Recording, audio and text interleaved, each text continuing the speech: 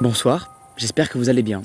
Aujourd'hui on se retrouve pour une vidéo dans laquelle je vais raconter 3 histoires paranormales qui sont arrivées à des personnes totalement normales, comme vous et moi. Dans un cadre assez particulier d'ailleurs, j'espère que vous apprécierez finalement ce cadre-là dans mon jardin. On n'est pas en forêt, rien à voir. Les voisins d'ailleurs doivent me prendre sûrement pour un psychopathe aguerri, ça, on peut se le dire. Merci aux personnes qui ont rejoint la chaîne, on a passé les 20 000 abonnés récemment, c'est juste dingue. N'hésitez pas à vous abonner et si on atteint voilà, un objectif de 1000 likes, ce serait dingue déjà, de 1. Mais de 2, je ferai, vous savez quoi, un thread d'horreur où je raconte plusieurs histoires dans un lieu que je ne vous dis pas. Mais voilà, j'ai plusieurs idées. Ce que vous me faites vivre en ce moment, c'est juste dingue.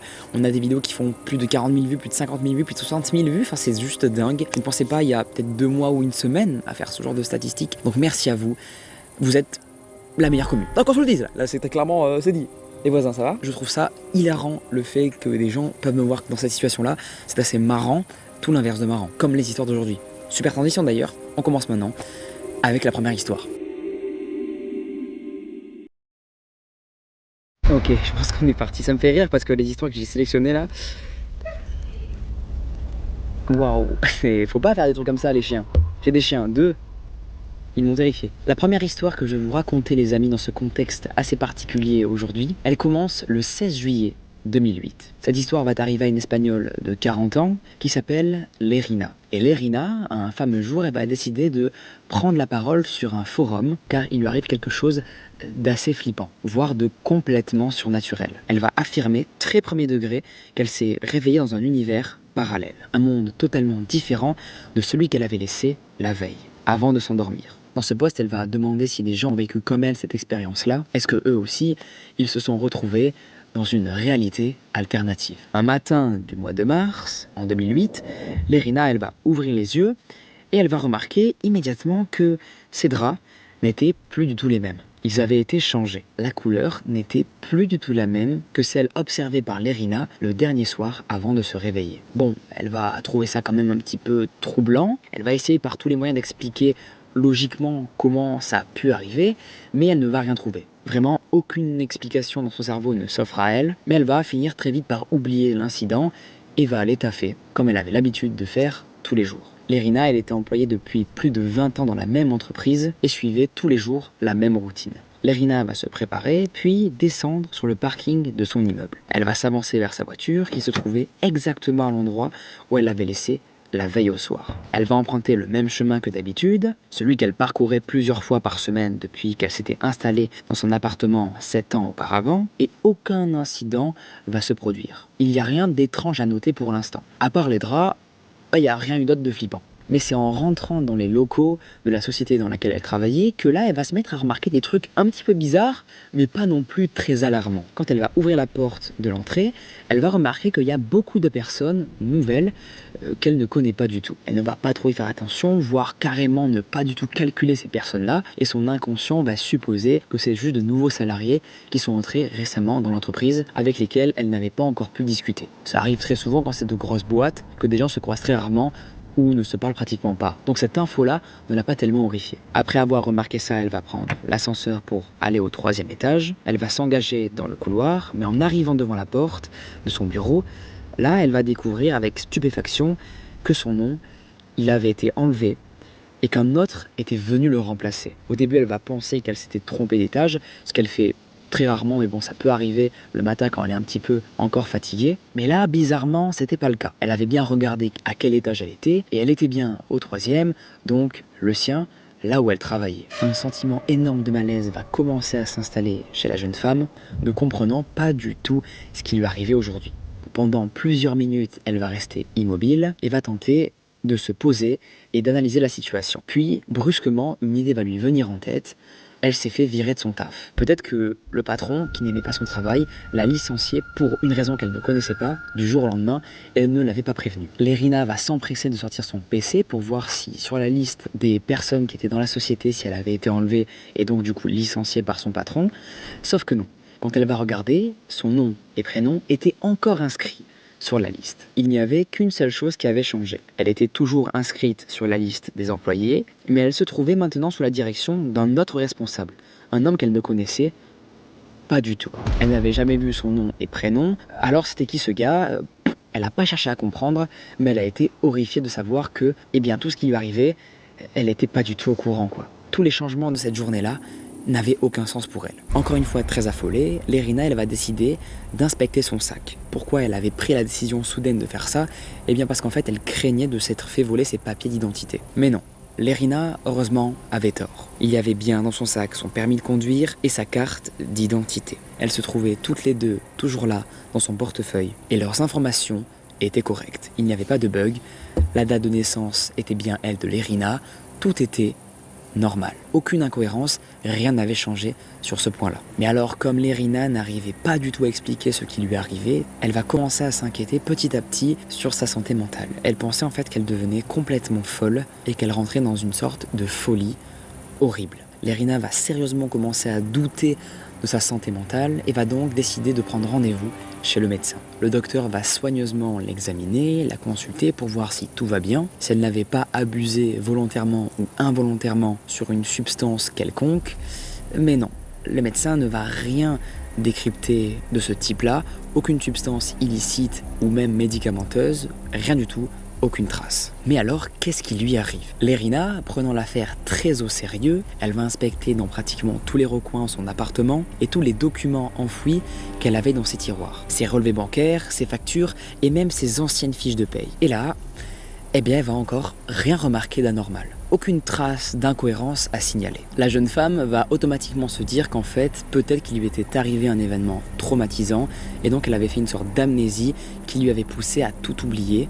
Enfin du moins que son cerveau essayait d'oublier certains éléments de sa vie. Et pour s'assurer de l'exactitude de ses derniers souvenirs, elle va alors avoir l'idée de regarder les dernières nouvelles. Qu'est-ce qu'elle avait fait sur ses appareils connectés juste avant de dormir? Elle va se connecter à Internet, puis va faire le tour des sites qu'elle avait l'habitude de fréquenter. Elle va prendre le temps de regarder pour vérifier si toutes les informations et les sites web qu'elle avait visités étaient les mêmes que la veille. Et oui, encore une fois, rien à signaler d'anormal. Il y avait quelques sites parasites qu'elle ne se souvenait juste plus du tout, mais bon, des sites qui n'ont pas vraiment d'importance. 6 mois auparavant, Lérina nous explique dans son post qu'elle avait quitté son petit ami avec qui elle était depuis 7 ans. Et quelques semaines plus tard, elle avait rencontré Augustin, un homme qui habitait dans son quartier, dont elle était follement tombée amoureuse. Et ce qui va nous prouver ça, c'est qu'elle connaissait son nom, son adresse, son numéro de téléphone, l'endroit où il travaillait, le lycée où il vivait et étudiait, et même son fils, qui lui avait été présenté. Lérina, elle va donc se décider à appeler Augustin pour prendre premièrement des nouvelles et lui raconter tout ce qu'elle vit. Elle va composer son numéro de téléphone, mais là, douche froide. Ce n'est pas Augustin qui va lui répondre, mais un total inconnu. L'homme au bout du fil va prétendre ne pas du tout la connaître et va finir par raccrocher. Inquiétée de ce comportement, elle va décider de se rendre directement chez lui. Sauf que là, ça va être encore une deuxième douche froide pour elle. Par réflexe, elle va regarder quel nom était inscrit sur l'étiquette de la boîte aux lettres. Et là, il n'y avait pas du tout le nom et prénom d'Augustin. C'était le nom d'une autre famille qui a dit à Lérina quand elle a toqué chez eux qu'il vivait ici depuis des années. Ils vont prétendre à Lérina qu'ils n'avaient jamais rencontré de leur vie ce fameux Augustin dont elle parlait. Son petit ami avait donc bien disparu sans laisser aucune trace et sans rien dire à Lérina. Elle va définitivement être sûre que quelque chose s'est passé de très bizarre, qu'elle ne comprenait absolument pas, mais qu'elle avait besoin de réponses. Lérina, elle va arriver à un point où elle va être totalement désespérée. Et elle va donc se décider à contacter un détective privé, dans le seul but de retrouver son petit ami. Sauf que quelques temps après, le détective va revenir vers Lérina pour voir quelles sont les avancées de l'enquête. Et là, il va lui répondre une chose qui l'a un peu trauma. Augustin et son fils n'existent pas. Et c'est là où Lérina elle a commencé vraiment à flipper. Déjà qu'elle flippait énormément, là ça a été vraiment le point du gros flip quoi. Lérina va se sentir complètement perdue et une idée va commencer à éclore qui n'était pas encore présente dans son esprit au début. Elle est devenue totalement folle. Elle va penser ça premier degré. Ça ne pouvait plus du tout continuer comme ça pour elle. Alors elle s'est décidée à prendre rendez-vous chez un psychiatre. Psychiatre qui la jugera très vite saine d'esprit et qui va attribuer toute l'histoire à des hallucinations dues au stress. Mais la jeune femme, quand on va lui raconter ça, elle va pas trop y croire. Elle savait pertinemment que ce qu'elle avait vécu était bien réel. Du moins, c'est ce qu'elle croyait. Car, quelque temps après, son ancien petit ami, celui dont elle s'était séparée depuis des mois, lui a appris qu'ils étaient toujours ensemble. Lérina va refuser de croire qu'elle était encore avec son ex-petite amie et va se décider d'aller chez ses parents, pensant qu'ils allaient la rassurer. Mais quand elle va demander des nouvelles de sa sœur cadette qui s'était cassé l'épaule et qui avait dû subir une intervention chirurgicale quelques mois auparavant, ils vont la regarder et dire mais de quoi tu parles quoi ? C'est quoi cette histoire de ouf ? Ils vont trouver leur fille de plus en plus bizarre, comme si elle inventait des mensonges qui n'avaient aucun sens et qui n'avaient aucun intérêt. Jamais sa sœur, comme le disent ses parents, n'avait eu de problème quelconque. Au cours des semaines suivantes, Lérina elle va continuer, jour après jour, à découvrir des incohérences et des différences de sa vie d'avant, complètement flagrantes, et qui vont, encore une fois, pas mal la terrifier. Et elle va encore penser que quelque chose avait dû forcément se produire, qui l'avait fait basculer, d'une manière ou d'une autre, vers un univers parallèle. Par exemple, elle va nous raconter que des vêtements qu'elle n'avait jamais achetés étaient rangés dans son placard et sur le blog qu'elle tenait autrefois avec son ex. Il y avait aussi de nombreux articles qui avaient été postés au cours de ces derniers mois, qui étaient signés de sa main, mais qu'elle n'avait jamais écrits. La sensation qu'elle va avoir, c'est comme si en fait une personne changeait des détails très petits de sa vie sans qu'elle ne le voie. Le 16 juillet 2008, Lérina va donc poster ce fameux témoignage où elle nous raconte tout ça sur un site consacré au paranormal, cherchant d'autres personnes qui, comme elle, pensaient avoir changé de réalité. S'il vous plaît, si quelqu'un a connu quelque chose de semblable, qu'il me contacte pour en parler, car je ne trouve rien qui puisse expliquer ce qui m'est arrivé. J'ai passé 5 mois à lire toutes sortes de théories et je suis convaincu d'avoir sauté dans un univers parallèle. Quelque chose, une décision que j'ai prise, une action que j'ai effectuée ou une combinaison d'événements m'ont fait basculer dans un autre plan. Je suis cependant surprise de ne pas avoir changé d'époque et d'être arrivée la même année. Physiquement et intellectuellement, je n'ai pas changé. Je suis exactement la même. Pour tout vous dire, c'est comme si j'avais perdu la mémoire pendant 5 mois et que je m'étais réveillée après avoir rêvé tout ce temps. Les gens se souviennent de moi et de mes actions pendant cette période et ils me racontent des choses que je ne me souviens pas avoir faites. Avez-vous vécu quelque chose de semblable ? À ceux qui pensent tout savoir, s'il vous plaît, abstenez-vous de me répondre. Ce que je vis n'est pas drôle, c'est très grave pour moi. Merci. Lérina. Lérina va recevoir après ce post-là qui a énormément affolé les gens beaucoup de réponses. Des gens qui vont bien sûr lui dire que tout ce qu'elle raconte n'est qu'une fiction et qu'elle ment sur pratiquement tout ce qu'elle dit. Des gens qui vont la traiter de folle, de menteuse, de manipulatrice. Enfin bref, elle va avoir le droit à toutes les sauces possibles.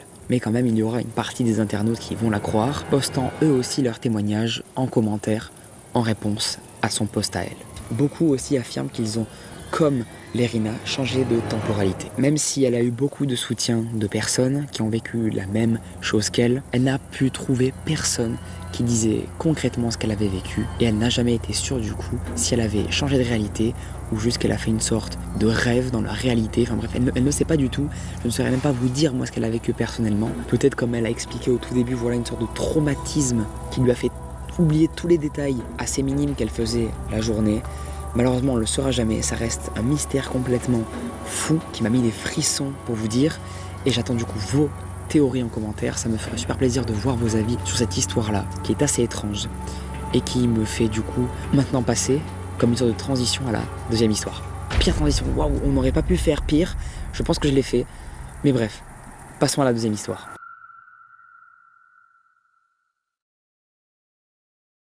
Depuis le début, il y a ce coffre, je sais pas ce qu'il y a dedans. On va voir de suite ça.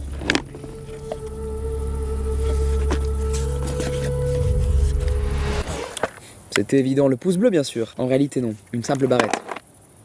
Sûrement à ma mère. Dans son histoire, Michael nous raconte qu'il a 28 ans, qu'il est peintre en bâtiment, qu'il est en couple et qu'il a une petite fille. Et l'histoire qu'il va nous raconter se passe 22 ans en arrière. Il est le fils aîné d'une famille modeste de 2 enfants et les faits qu'il va nous raconter se sont passés en 1914 jusqu'aux années 2000, plus précisément dans la ville de Toulon. Ses parents vivaient ensemble, ils avaient décidé de déménager pour un endroit beaucoup plus grand et ils avaient trouvé cette superbe maison.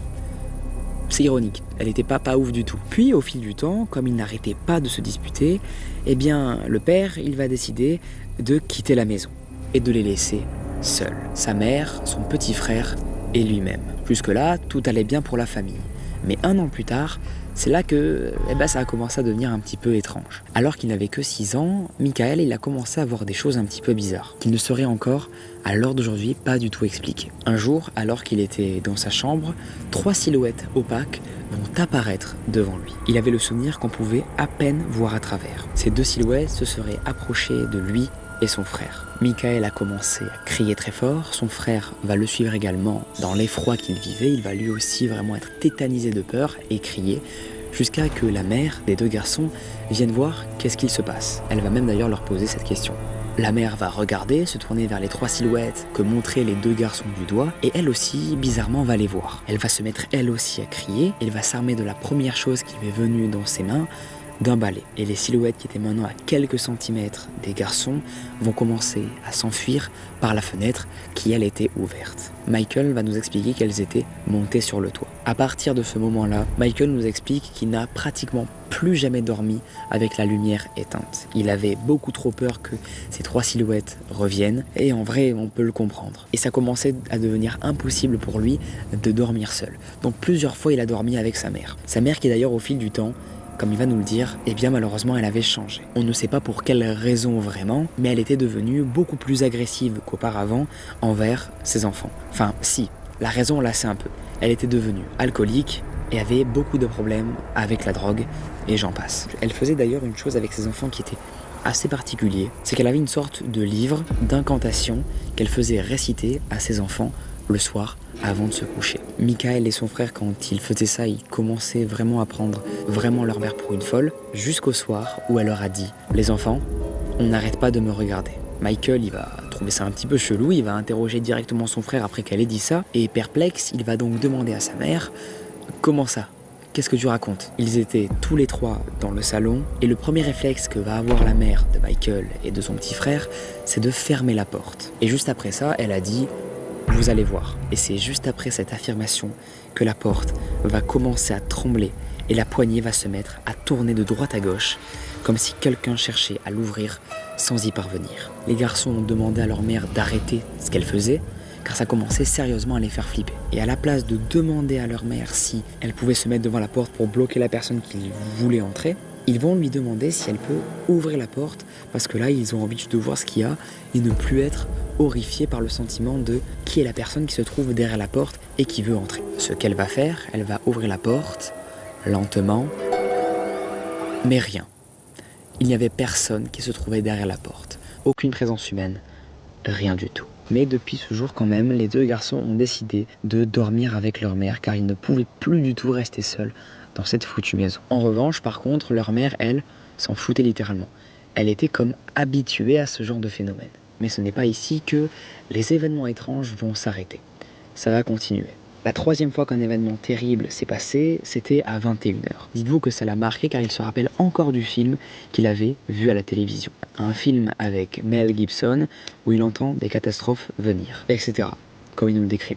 Oui, il ne se rappelle plus du tout du nom du film et on l'excusera pas. Et c'est pendant le visionnage de ce film que les 2 garçons, donc lui et son petit frère, ont commencé à entendre des berceuses indescriptibles. Mais ils vont pas entendre que ça. Ils vont aussi entendre des femmes crier sur des enfants, un chien qui aboyait, et comme si des ballons tapaient sur les murs. Et ils vont aussi entendre comme si une personne courait. Mais aussi la sonorité de quelqu'un qui traînerait des pieds, des bruits de vaisselle, celui d'une chaise à bascule, des ballons qui rouleraient tout seuls vers eux. La lumière va aussi s'éteindre et s'allumer pour aucune raison, totalement tout seul, sans aucune action humaine. Et tout ça pendant une semaine. Tous les événements vont se dérouler, voilà. Il y en avait à peu près un par jour pendant l'espace de 7 jours. Ça a été très compliqué pour la famille, mais surtout pour les 2 enfants, qui ont très mal vécu tous ces incidents des plus horrifiques. Et la chose qu'ils vont décider de faire pour arrêter tous ces événements, ce n'est pas de faire venir un exorciste, mais bien de se barrer littéralement de la maison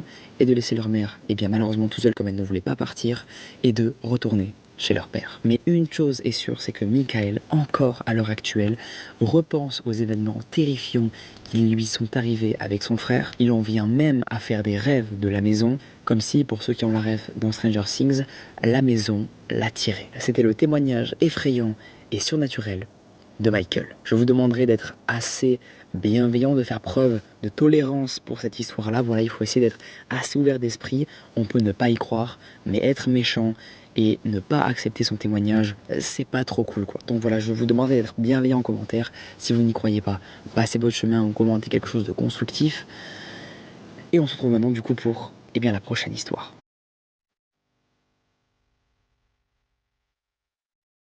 C'était le dernier extrait avec du son potable. Voilà, j'ai le seum, le son a bug. Juste après ce rush que vous venez de voir à l'instant, mon seum sur un degré de 10 est à 8. Accessoirement, c'est très chiant, mais bon, c'est pas grave. Là, on n'aura pas les grillons qui chantent et on aura un son beaucoup plus quali.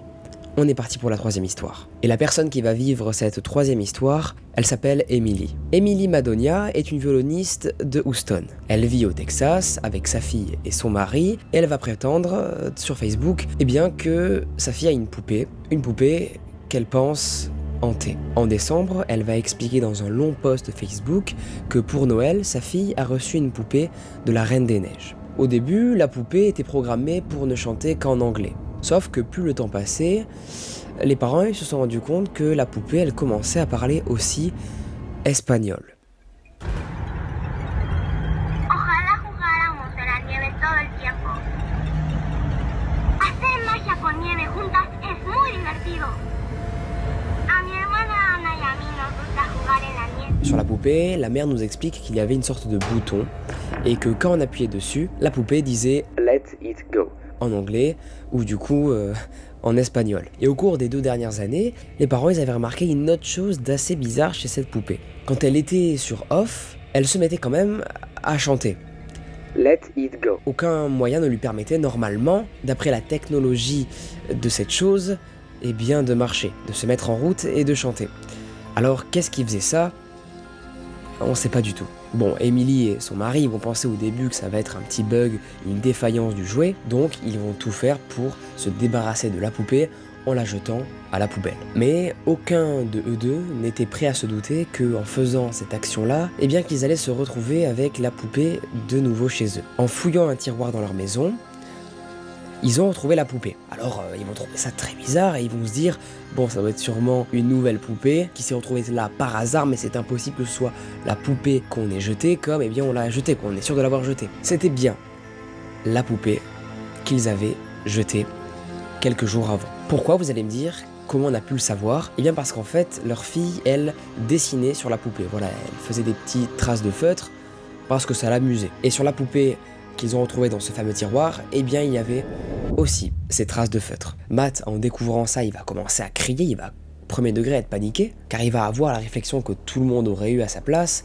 La poupée, je l'ai jetée, comment elle s'est retrouvée là? Et ils vont avoir aucune explication, encore une fois, sur cet événement avec cette poupée qui est, encore une fois, très bizarre. Matt et Emily, ils en avaient vraiment marre de ce jouet. Alors ils ont décidé à nouveau de s'en débarrasser. Matt va être le plus courageux dans l'histoire et va prendre une poubelle, mettre la poupée dedans, la serrer bien fort de sorte qu'elle n'arrive pas à s'échapper et il va du coup finir par la jeter à la poubelle. Emily, elle, va se décider pendant ce temps-là à poster sur Facebook un message. Le 9 janvier, elle va écrire la chose suivante. Nous l'avons emballé dans un sac poubelle vide. Nous avons mis ce sac à l'intérieur d'un autre sac rempli d'ordures et nous l'avons jeté au fond de notre poubelle, sous un tas d'autres sacs. Nous avons traîné la poubelle à roulettes jusqu'au trottoir et elle a été vidée le jour du ramassage des ordures. Super, non? Après que Emily ait mis ce post, la famille va tranquillement partir en vacances. Ils vont profiter, oublier cette histoire assez chelou, pour kiffer de fou. Mais malheureusement, à leur retour, il va encore se passer un truc qui va pas du tout les rassurer. Emily, elle va parler à sa fille. Pourquoi? Parce que elle a l'air un petit peu paniquée, un petit peu surexcitée. Alors sa mère, elle va lui demander « Pourquoi t'es super excitée comme ça? Qu'est-ce qui t'arrive ?» Sa fille va répondre « Maman, j'ai vu la poupée Elsa derrière la maison. » La mère va aller voir, du coup elle va se dire « Non, là c'est impossible, elle a dû sûrement halluciner. Ça doit être un autre jouet qu'elle a dû confondre. » Regardez ce qu'a pris en photo la mère de la petite fille juste après qu'ils soient rentrés de vacances.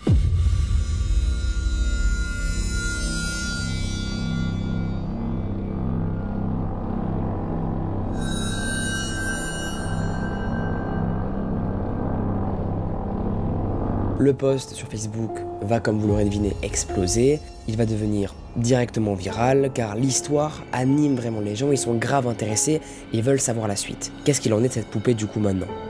Et que vont-ils faire? Et bien du coup, après ça, Emily, elle va recevoir pas mal de propositions d'enquêteurs dans le paranormal qui veulent tester des expériences sur cette poupée. Des gens aussi volontaires qui n'ont rien à voir avec le paranormal, qui veulent rencontrer cette poupée pour voir si tout ce que dit Emily et ce qu'elle affirme est bien vrai. Beaucoup vont dire que c'est faux, tout ce qu'elle raconte. Alors elle va dire, dans un post encore Facebook, plusieurs possibilités afin d'expliquer les événements qu'elle est en train de vivre. Soit la poupée est hantée, soit un psychopathe l'a sortie de la poubelle qui avait déjà été vidée. Et il a pénétré par effraction dans ma maison plusieurs fois. Je vais partir sur la poupée hantée. Je n'ai jamais mentionné où sont ces endroits en ligne, car je ne veux pas donner des idées à quelqu'un. Plusieurs personnes vont lui dire de brûler cette poupée, mais elle va pas trop être d'accord avec cette idée-là. Ce serait d'annuler le problème et de le fuir. Alors qu'elle avait plutôt envie de le comprendre. Elle était persuadée que si elle en venait à supprimer cette poupée définitivement, eh bien que la chose sortirait quand même et continuerait à les hanter. Finalement, Emily va décider d'envoyer cette poupée-là à quelqu'un. Ce quelqu'un, c'est un ami à elle qui s'appelle Chris Hogan. Ce fameux gars, il habitait à plus de 2500 km de chez elle, mais ce n'est pas pour autant qu'il s'est dégonflé à la voir. Il a demandé à Emily quand même si elle pouvait lui envoyer par la poste, et quand il l'a reçue, Emily lui a demandé si elle avait bien les taches qu'avait dessinées sa fille sur elle, pour voir si c'était bien la vraie poupée. Figurez-vous qu'il a bien reçu la poupée qui hantait à la maison d'Emily et sa famille depuis un certain temps, donc là, pour l'instant, tout est good. Mais avant qu'elle arrive à destination, donc chez Chris Hogan, le sceptique du paranormal, comme elle l'appelait, la poupée, elle a fait un dernier truc un petit peu flippant à Emily, qu'elle a expliqué dans un post. La dernière chose qu'elle a faite quand je l'ai mise dans la boîte pour la poster à mon ami a été de rire, pendant l'espace de 30 secondes. Je précise qu'elle n'avait jamais fait ça auparavant. Chris va scotcher cette poupée Elsa à sa Jeep, voiture qu'il aimait pas mal, précision qui n'a pas forcément d'intérêt. Et en faisant cette action-là, il va promettre à Emily, par message, que s'il arrive quoi que ce soit, qu'il la préviendrait dans les plus brefs délais. Emily va espérer ne plus jamais voir la poupée, et malheureusement, elle avait raison. Ne vous inquiétez pas. Emily n'a plus jamais vécu de trucs bizarres avec cette poupée-là. On espère que Chris non plus, on n'a pas de nouvelles de Chris, mais on espère qu'il est toujours en vie finalement. Emily va cependant terminer en disant que cette expérience-là, elle a vécu, ça lui a pas mal fait peur quand même sur pas mal d'aspects, mais aussi que sur certains aspects, ça l'a pas mal divertie. Elle n'en sort pas traumatisée de tout ça, sa fille non plus, elle était assez chill avec cette histoire-là, son mari pareil, donc en vrai ça se finit assez bien, mais voilà. Peut-être que la famille a été juste sur le chemin d'une entité qui n'arrivait pas à trouver le chemin du paradis. Mais elle va nous dire qu'elle est très heureuse que la poupée ne soit plus là, ne soit plus dans leur maison, et qu'elle vit beaucoup mieux depuis ce jour, et on la comprend. Merci d'avoir regardé cette vidéo les amis, ça fait très plaisir, n'hésitez pas à vous abonner, à liker si vous aimez ce genre de vidéos, si vous voulez plus de vidéos, n'hésitez pas à me le mentionner en commentaire, ça me ferait très plaisir, je parle très vite car demain quoi, je travaille à l'EHPAD, je suis aide-soignant, je fais le ménage, je fais la plonge, qui s'en fout, peut-être pas beaucoup de monde, enfin si beaucoup de monde, je vais aller dormir, regardez bien sous votre lit si la poupée Elsa n'y est pas, je suis une véritable merde, on est en train de créer les amis, là je pense, c'est sur la bonne voie, la communauté horreur la plus énorme de YouTube. On se retrouve les amis très bientôt pour une prochaine vidéo. C'était Léo et à plus.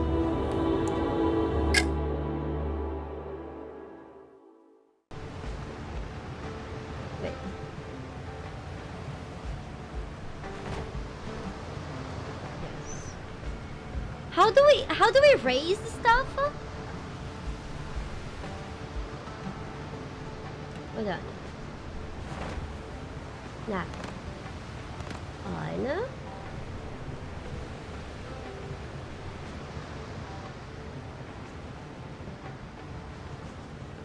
How do we lower stuff? Oh, like this. There we go.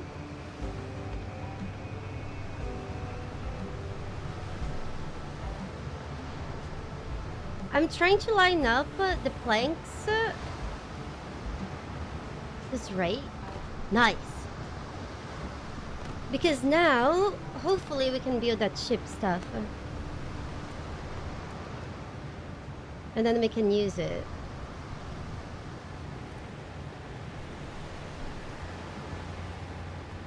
Hold on. Rage. Yes! Fun! But I'm not happy with this.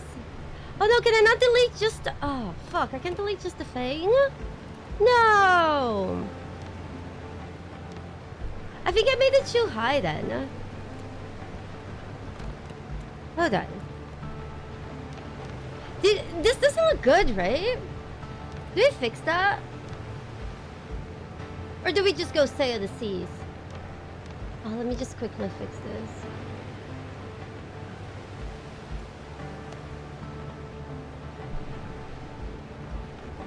I wish I could just delete part of this structure.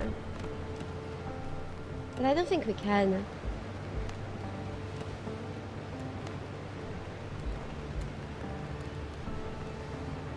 Dang it! Maybe if we add a different roof?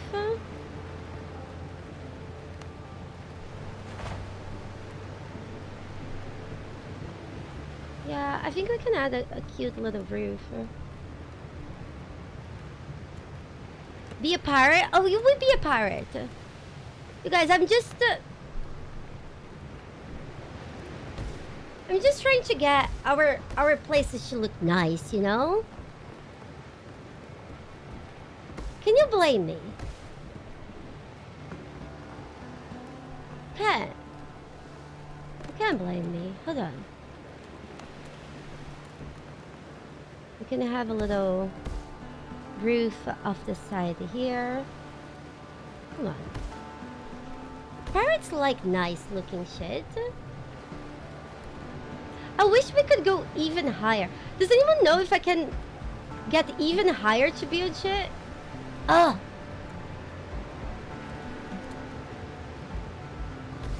This is mildly annoying at best. Ah! Ah! Ah!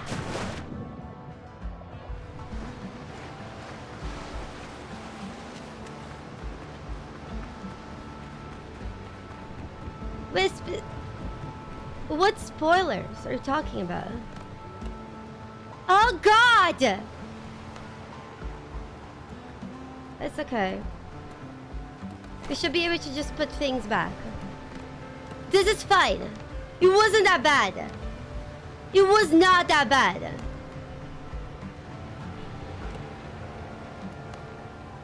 It was not that bad. Hold on.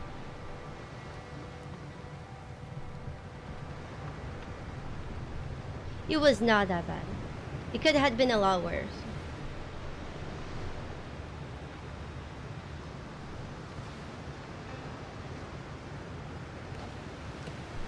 No, it's fine. It's fine. You see, this gave us the opportunity to do better. To do a lot better. Look at that. Oh, look at that. This is perfect. Sometimes things that seem that are at the end of the world are just opportunities so we can do a little bit better. This is fine. It all worked out. It all worked out. Isn't this cute? Great.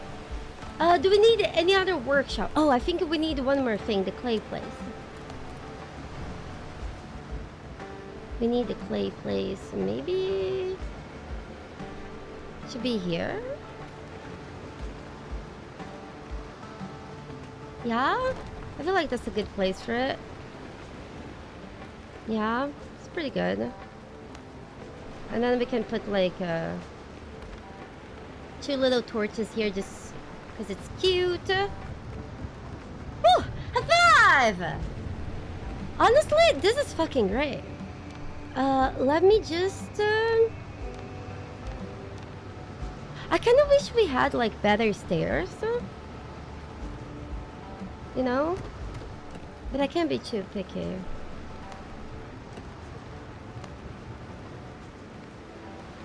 What is this fence? Oh, it's a gate. It's a gate. Can we get like the little wood thing? No. Those are the only walls we have? No. Yeah. Here we go. Do we have them smaller? Oh, we do. Take care to not delete. Here we go. Look, we can... Oh, this is so cute. This is adorable.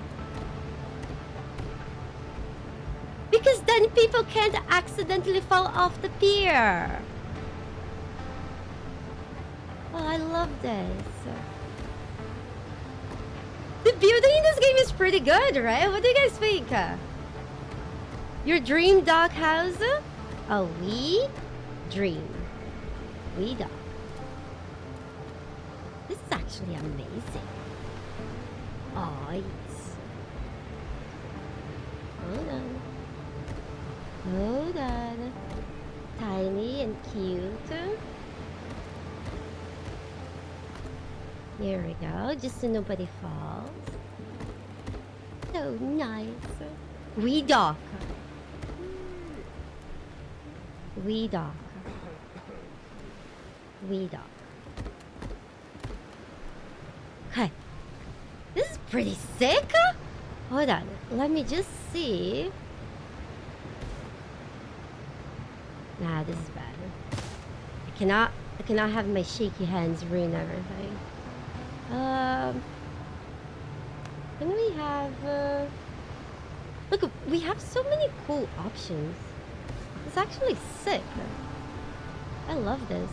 I just wanted to add a window. Like a big window here.